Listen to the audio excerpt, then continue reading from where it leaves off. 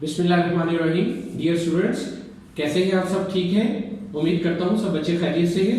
हम agriculture sector of Pakistan को discuss कर रहे हैं और अब जो हम टॉपिक स्टडी करेंगे वो है एग्रीकल्चर सेक्टर का एक और बहुत important topic, that is farm mechanisation.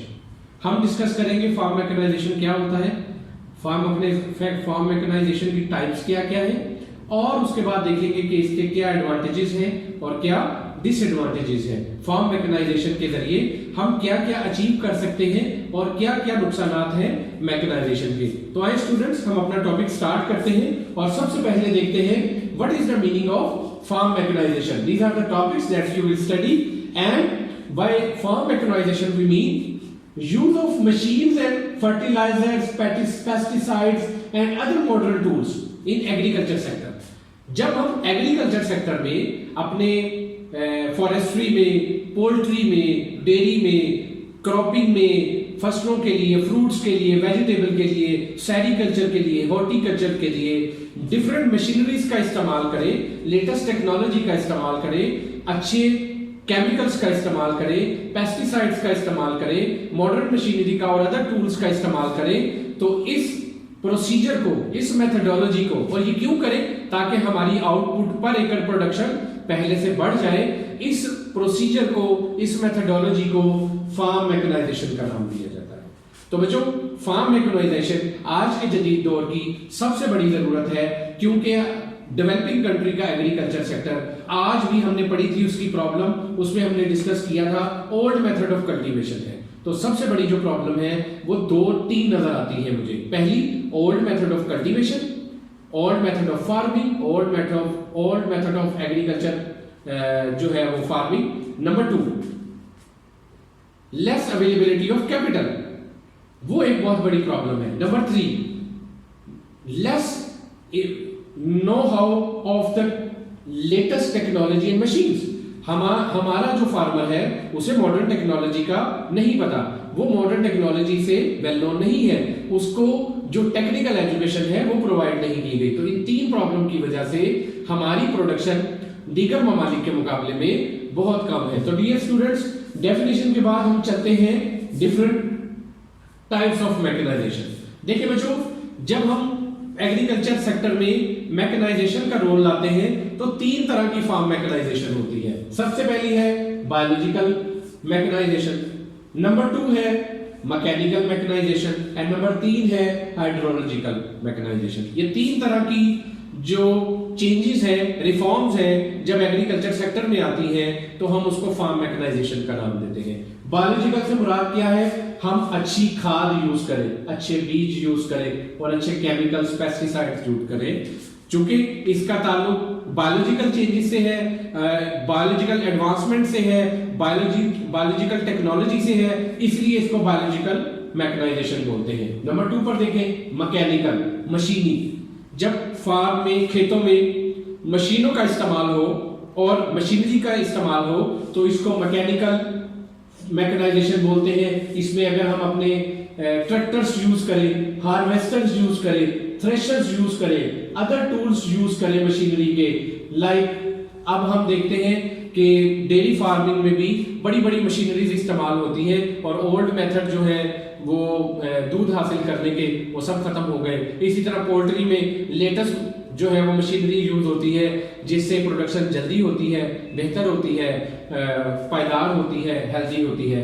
इसी तरह हाइड्रोलॉजिकल है, तो पानी में, पानी का जो इस्तेमाल है उसमें ट्यूबवेल्स का इस्तेमाल, मोटर्स का इस्तेमाल और लेटेस्ट टेक्नोलॉजी का इस्तेमाल, इलेक्ट्रिसिटी का इस्तेमाल, के पानी खेतों तक पहुंचाने के लिए जो हम टेक्नोलॉजी का इस्तेमाल करें। तो ये तीनों, आर्टिफिशियल रेन, ये 2-3 जो टाइप्स है known as biological, mechanical and hydrological, जो हमारी मैकेनाइजेशन है इसको बोलते हैं overall as a whole farm mechanization, क्योंकि फार्म पर ये तीनों चीजें मिलकर ही टेक्नोलॉजी का रोल पूरा करती हैं और हमारी प्रोडक्शन को बढ़ाती हैं। बच्चों, किसी भी सेक्टर में जब आप एक नई टेक्नोलॉजी लाते हैं, नई एडवांसमेंट लाते हैं, जैसे हम अभी के हालात को, सिनेरियो को डिस्कस करते हैं कि मार्च से पहले या फरवरी से पहले अगर और दिसंबर से पहले पूरी दुनिया में कोरोना नहीं था, ये बीमारी नहीं थी, तो हमारी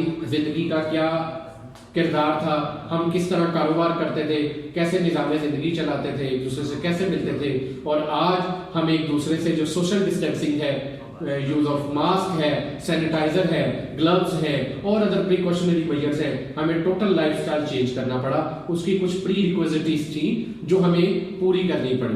बिल्कुल इसी तरह एग्रीकल्चर सेक्टर में डियर स्टूडेंट्स, अगर आप ओल्ड मेथड से मैकेनाइजेशन की तरफ मूव करना चाहते हैं तो डियर स्टूडेंट्स आपको उसकी भी कुछ रिक्वायरमेंट्स है, कुछ प्री रिक्विजिटीज है, जिसके बगैर हम अपने क्लासिकल मेथड ऑफ कल्टीवेशन से मॉडर्न मेथड ऑफ कल्टीवेशन की तरफ या मैकेनाइजेशन को नहीं मूव कर सकते।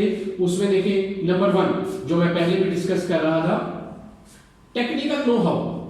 टेक्निकल नो हाउ क्या है? हमने बायोलॉजिकल सीड्स, फर्टिलाइजर यूज करने हैं, मशीनरी यूज करनी है। अगर हमारे किसान को इन चीजों का पता ही नहीं है कि ये किस मिकदार से यूज होंगी और इसमें कौन कौन से जो फैक्टर्स हैं वो इन्वॉल्व हैं, तो वो किसी भी सूरत में इससे प्रोडक्शन हासिल नहीं कर पाएगा। बिल्कुल इसी तरह स्टूडेंट्स मेंटेनेंस वर्कशॉप्स, जब हम मैकेनिकल मशीनरी यूज करेंगे, जब हम बायोलॉजिकल यूज करेंगे और हाइड्रोलॉजिकल मैकेनाइजेशन का इस्तेमाल करेंगे फॉर्म्स में, तो फिर डियर स्टूडेंट्स उसके लिए हमारे पास वर्कशॉप्स भी होनी चाहिए जहां इस मेंटेनेंस का अमल जारी हो, ताकि फार्मर को अपने डोर स्टेप पर उन चीजों की रिपेयर्स और मेंटेनेंस मिल सके। और क्रेडिट फैसिलिटीज हमने अभी एक टॉपिक में डिस्कस किया था कि क्रेडिट का क्या रोल है। तो सबसे बड़ा रोल ये है कि अगर हम अपनी प्रोडक्शन को बढ़ाना चाहते हैं, अपनी एफिशिएंसी को इंक्रीज करना चाहते हैं, तो डियर स्टूडेंट्स उसके लिए हमारे पास एग्रीकल्चर सेक्टर में, चूंकि हमारी 68% पॉपुलेशन पॉवर्टी लाइन के करीब है, तो वो और है भी और ज्यादा रूरल सेक्टर में है, इनके पास इतनी कैपेसिटी नहीं है कि ये अपने एग्रीकल्चर सेक्टर को लिए खुद फाइनेंस कर सके। तो इनके लिए huge amount of credit should be available to adopt these mechanization. On the other hand, this is a large scale business. हमने क्रेडिट पॉलिसी में पढ़ा था कि 52% पॉपुलेशन जो फार्मर्स हैं उनके पास 10 से 12 एकड़ के जो लैंड होल्डिंग्स हैं उन्हीं पर कल्टीवेशन करते हैं, जबकि मैकेनाइजेशन एक बड़ा स्केल का प्रोसीजर है, लार्ज स्केल प्रोसीजर है।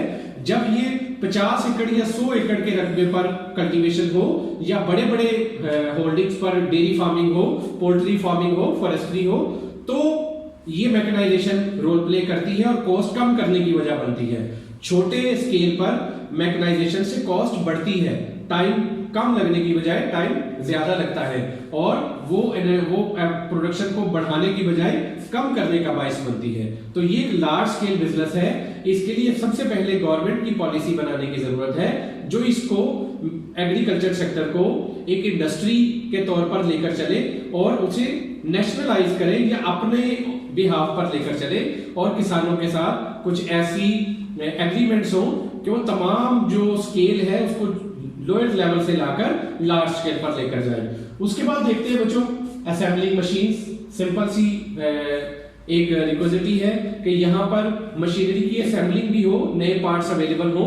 ये ना हो कि कुछ पार्ट्स खराब हो तो उसके लिए कई माह इंतजार करना पड़े कि वो जिस मुल्क से इंपोर्ट करवाई गई मशीनरी वहां से ही उसके पार्ट्स मिलेंगे। तो ये भी एक बड़ी कॉमन प्रॉब्लम है और ये मुझे कई बार देखने में आई भी है। मेरे अपने पर्सनल एक इलेक्ट्रॉनिक मशीन थी जो मेरा पर्सनल कंप्यूटर था, वो जापानीज ब्रांड में था और चूंकि उसकी मार्केट यहाँ ज्यादा नहीं थी उस ब्रांड की, तो जब उसका एक पार्ट्स की जरूरत थी तो उस हवाले से वो मुझे पूरे लाहौर शहर में नहीं मिला। फिर मुझे उसको स्पेशली उसके मेंटेनेंस सेंटर पे ऑर्डर करना पड़ा और शिपमेंट के जरिए वो 15 दिन बाद वो जो है वो एक छोटा सा पार्ट, एक आईसी आया और फिर मेरा जो लैपटॉप है वो रिपेयर हुआ। तो बच्चों ये एक बहुत इंपॉर्टेंट फैक्टर है। उसके बाद कोऑपरेटिव सोसाइटीज।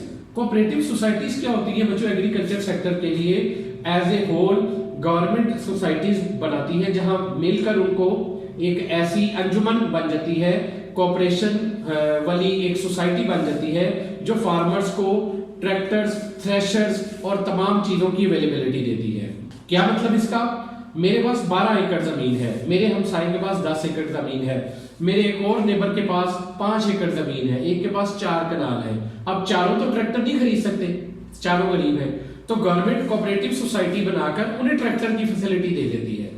उस एक ट्रैक्टर को एक दिन मैं यूज करूंगा, कुछ वक्त के लिए मेरा दूसरा लैंड होल्डिंग वाला यूज करेगा, तीसरा, चौथा, पांचवा, छठा, सातवां। तो इन कोऑपरेटिव सोसाइटीज के जरिए कम चीजों की मदद से ज्यादा लोग बेनिफिशियरी हो सकते हैं। तो इस तरह की कोऑपरेटिव सोसाइटीज का डेवलप होना डेवलपिंग कंट्रीज में बहुत जरूरी है। गवर्नमेंट हर एक को ट्रैक्टर, थ्रेशर और इस तरह की फैसिलिटीज नहीं दे सकती। इस सूरत हाल में सोसाइटीज अपने अंडर कुछ अशिया को जब गवर्नमेंट उन्हें देती है तो वो सबको टाइम मैनेजमेंट के साथ प्रोवाइड करती है। जैसे आज भी गांव में ट्यूबवेल चलने के टाइमिंग डिफरेंट है, एक ट्यूबवेल लगा होता है 10-10 जमीनों को सैलाब करता है, किसी का टाइम 2 बजे है, किसी का टाइम 4 बजे है, किसी का टाइम 6 बजे है। तो बच्चों इसके लिए सबसे ज्यादा जो रिक्वायरमेंट है वो बहुत ज्यादा मशीनरी और कैपिटल की जरूरत है। तो जब तक वो नहीं होगा फार्म मैकेनाइजेशन पॉसिबल नहीं होगी। और सबसे इंपॉर्टेंट हमारी फार्मर को मल्टीपल क्रॉपिंग पैटर्न पर जाना होगा, उन्हें इन मशीनरी का मैक्सिमम यूटिलाइजेशन ऑफ रिसोर्सेज करना होगा ताकि वो एक ही साथ में एक ही लैंड से इन मशीनरीज को यूज करते हुए मल्टीपल क्रॉपिंग मुख्तलिफ मौसमों में मुख्तलिफ तरह की जो भी उनकी एनवायरमेंटल लैंड के मुताबिक सूट करती है, फिजिबल है, उसके मुताबिक वो फसल को उगा सके या एग्रीकल्चर सेक्टर को प्रमोट कर सके। तो बच्चों जब हम एग्रीकल्चर या फार्म मैकेनाइजेशन की बात करते हैं और यहाँ पर बायोलॉजिकल, मैकेनिकल और हाइड्रोलॉजिकल इंप्रूवमेंट की बात करते हैं, टेक्नोलॉजी की बात करते हैं, तो उसके बहुत सारे फायदे हैं। इसका सबसे बड़ा फायदा है कि हमारी जो एरिया अंडर कल्टीवेशन है, ज्यादा एरिया को हम अंडर कल्टीवेशन ला सकते हैं, मल्टीपल क्रॉपिंग कर सकते हैं, एग्रीकल्चरल डेवलपमेंट आएगी, जब ज्यादा पैदावार आएगी, नेशनल इनकम भी इंक्रीज करेगी, जीडीपी रेशो भी इंक्रीज करेगा, और देखें रूरल डेवलपमेंट आएगी। सबसे बड़ी बात, जब लार्ज स्केल पर ये बिजनेस चलेगा तो ये कॉस्ट एफिशिएंट होगा, हमारी पर यूनिट कॉस्ट गिरेगी और हम इंटरनेशनल स्टैंडर्ड पर जो है वो अपनी प्रोडक्ट को सेल करने के काबिल होंगे। उस तरह एडेक्वेट इरिगेशन फैसिलिटीज, जब हम टेक्नोलॉजी का इस्तेमाल करेंगे तो हम दूर दराज की जगहों से पानी उन जगहों तक भी पहुंचा सकेंगे, फैसिलिटीज उन जगहों तक भी पहुंचा सकेंगे जहां पानी की प्रॉब्लम होती है या अदर फैसिलिटीज की प्रॉब्लम होती है।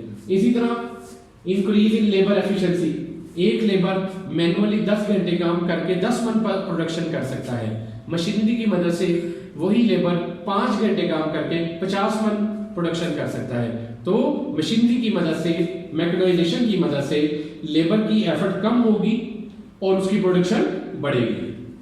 सोशल रेवोल्यूशन, बच्चों सोशल रेवोल्यूशन एक वो वर्ड है जो अभी आप आज के पैंडेमिक में कोरोना के अंडर सर्कमस्टेंसेस में देख रहे हैं। सोसाइटी में ड्रामेटिक चेंज आई है, बिजनेसेस में चेंज आई है, लोगों की लाइफस्टाइल में चेंज आया है। तो जब मैकेनाइजेशन आएगी रूरल सेक्टर में, उन्हें टेक्निकल नो हाउ आएगी, वो तालीम की तरफ आएंगे, वो लेटेस्ट टेक्नोलॉजी की तरफ आएंगे, तो वहां भी वही डेवलपमेंट होगी जो सिटीज में और शहरों में होती है। तो बच्चों ये वो एडवांटेजेस है जो फार्म मैकेनाइजेशन की सूरत में हमें मिलेंगे, लेकिन जहां कुछ फवायद होते हैं वहां कुछ नुकसान भी होते हैं। और उसका सबसे बड़ा नुकसान है कि जब मशीन आती है तो इंसान बेरोजगार होता है। एक मशीन 10 लोगों का काम करेगी तो 9 लोग बेरोजगार होंगे। लेकिन इसमें कुछ ऐसे आर्टिकल्स हैं, कुछ ऐसी पॉलिसीज हैं कि ये लोग बेरोजगार नहीं होंगे। जैसे जापान बहुत तेजी से डेवलपमेंट कर रहा है टेक्नोलॉजी में, लेकिन वहां लोग बेरोजगार नहीं हो रहे, वो नए से नए रास्ते निकाल रहे हैं। चाइना की एक और एग्जांपल है कि टेक्नोलॉजी में बहुत तेजी से आगे जा रहा है, लेकिन बेरोजगारी बढ़ने की बजाय कम हो रही है। फिर स्मॉल होल्डिंग्स पर ये एप्लीकेबल नहीं है। लैक ऑफ नो हाउ, जिन्हें ये टेक्नोलॉजी का इस्तेमाल नहीं आता, उनके लिए ये मैकेनाइजेशन जो है वो यूजफुल नहीं है। इनएडेक्वेट पावर सप्लाई, हमारे मुल्क में बिजली, पानी, गैस की जो शॉर्टेज है उसमें ये मशीनरी का इस्तेमाल किसी भी सूरत पॉसिबल नहीं है। फिर फार्मर्स के फाइनेंशियल इश्यूज है, जब तक उन्हें क्रेडिट फैसिलिटीज नहीं मिलेंगी वो किसी सूरत में इससे बेनिफिशियरी नहीं हो सकते। सबसे बड़ा इशू एनवायरमेंटल इशू, कि रूरल सेक्टर में जब ट्रैक्टर्स चलते हैं और दूसरी मशीनरी चलती है तो एनवायरमेंटल इशू आते हैं, पानी की आलूदगी होती है, शोर की आलूदगी होती है, हवा की फिजाई आलूदगी होती है, और सबसे इंपॉर्टेंट एक और फैक्टर है वीक इंफ्रास्ट्रक्चर। हमारा ओवरऑल इंफ्रास्ट्रक्चर, हमारे जो इदारे हैं, रेलवे और एग्रीकल्चर सेक्टर का tenure, land tenure system, litigation problem, इन तमाम की वजह से हमारा ओवरऑल इंफ्रास्ट्रक्चर इतना वीक है कि पुरानी जो शराब है उसको नई बोतल में डालने की कोशिश है। पुराने इंफ्रास्ट्रक्चर पर जब आप नया इंफ्रास्ट्रक्चर खड़ा करेंगे तो उसके फौरी तौर पर कोलैप्स होने के बहुत ज्यादा चांसेस हैं। तो यही हाल हमारे एग्रीकल्चर सेक्टर का होगा कि जब तक हम अपनी प्री रिक्विजिट पूरी नहीं करते और फौरी तौर पर मैकेनाइजेशन की तरफ शिफ्ट करने की कोशिश करेंगे तो वो हमारे पूरे एग्रीकल्चर सेक्टर को और फार्मर्स को कोलैप्स करेंगे। तो उम्मीद करता हूँ स्टूडेंट आपको फार्म मैकेनाइजेशन का टॉपिक भी समझ आया होगा, और अब मैं अपनी नई वीडियो के साथ, अपने नए टॉपिक के साथ आपके पास इंशाल्लाह नए टॉपिक के साथ हाजिर होगा। Thank you.